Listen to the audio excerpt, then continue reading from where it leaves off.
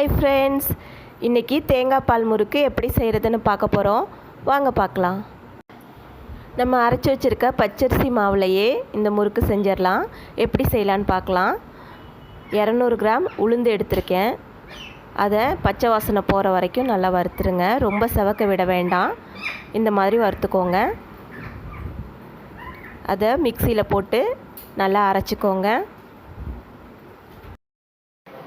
பொட்டுக்கடலை 100 கிராம், ரொம்ப வறுக்க வேண்டாம், லைட்டாக வறுத்துக்கோங்க.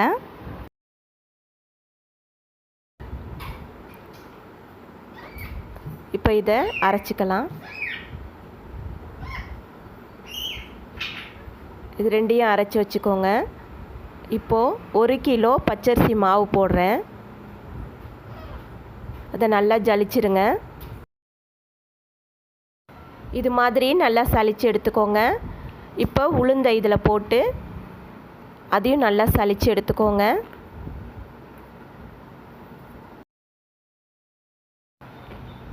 அடுத்து பொட்டுக்கடலை போட்டு அதையும் நல்லா சலிச்சிருங்க.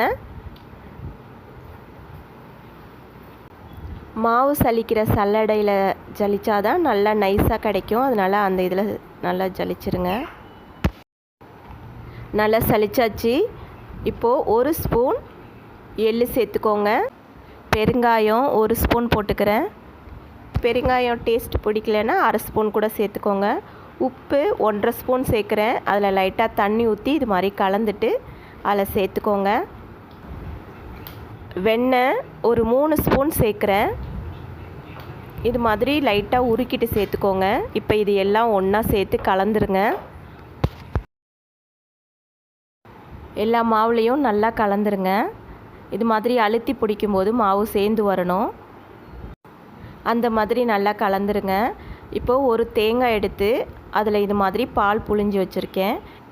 தேங்காய் சில்லை மிக்சியில் போட்டு அரைச்சிட்டு நல்லா இது மாதிரி புழிஞ்சு பால் எடுத்துக்கோங்க. நான் 2 தடவை எடுத்து வச்சுருக்கேன் ஒரு தேங்காய்க்கு. அதை இது மாதிரி கொஞ்சம் கொஞ்சமாக ஊற்றி கலந்துக்கோங்க.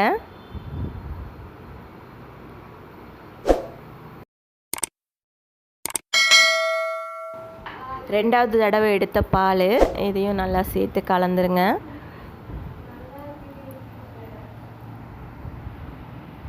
நல்லா இது மாதிரி ஃபுல்லாக பிசைஞ்சிருங்க. இப்போ இதில் தண்ணி ஊற்றி பிசைஞ்சிக்கலாம். இது மாதிரி தண்ணியை நல்லா தெளித்து விட்டு பிசைங்க. ரொம்ப ஊற்றிட வேண்டாம். இது மாதிரி தெளித்து பிசைஞ்சாதான் நமக்கு அளவு தெரியும். அதனால் இது மாதிரி நல்லா தெளித்து பிசைஞ்சிக்கோங்க.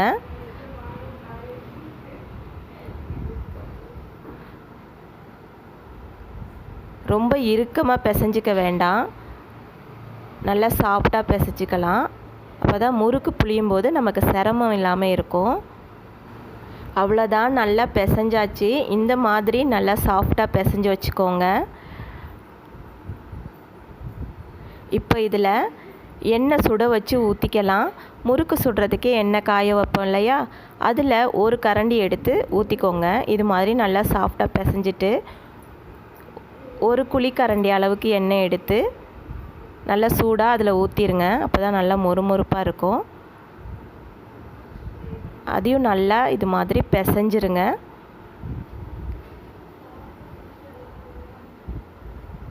அவ்வளோதான், முறுக்கு ரெடி ஆகிடுச்சு. இப்போ ஒரு ஈரத்துணியை நல்லா புழிஞ்சிட்டு அந்த மாவு மேலே போற்றி வச்சுருங்க. அப்போ தான் அது காயாமல் இருக்கும். இது மாதிரி தேன்குழல் அச்சு எடுத்துக்கோங்க. இந்த முறுக்கு உலக்கு ஃபுல்லாக இது மாதிரி எண்ணெய் தேய்ச்சிக்கோங்க. அப்போ தான் முறுக்கு மாவு ஒட்டாமல் இருக்கும். நமக்கு புளியவும் நல்லா ஈஸியாக இருக்கும்.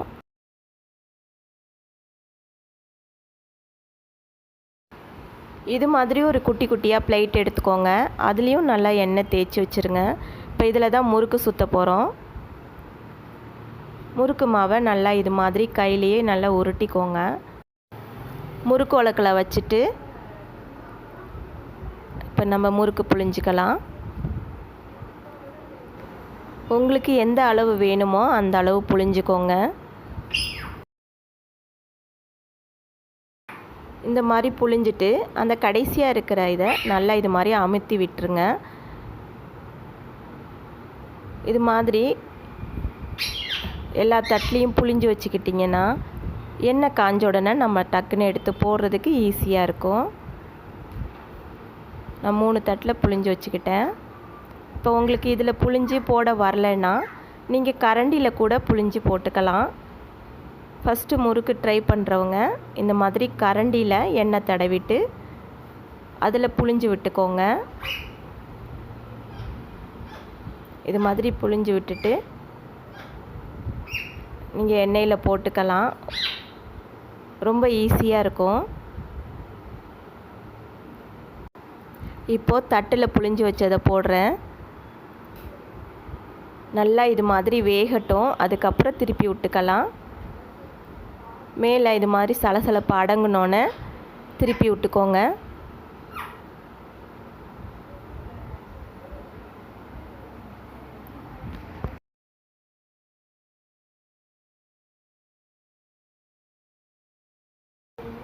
நம்ம எடுக்கிறதுக்குள்ளே ஒரு 2 தடவை 3 தடவை திருப்பி விடுங்க. அப்போ தான் 2 சைடுமே நல்லா வேகும். உங்களுக்கு கலரும் ரொம்ப சேஞ்ச் ஆகாது. 2 சைடும் கரெக்டாக இருக்கும். இந்த மாதிரி வெந்து நல்லா சலசலப்பு அடங்கினோன்னே எடுத்துக்கோங்க. பாருங்கள், நல்லா சலசலப்பு அடங்கிருச்சு. நல்லா உங்களுக்கு கலரும் தெரியும், சேஞ்ச் ஆகிருக்கும். அந்த மாதிரி எடுத்துக்கோங்க. அவ்வளோதான், நல்லா சூப்பராக ரெடி ஆகிடுச்சு.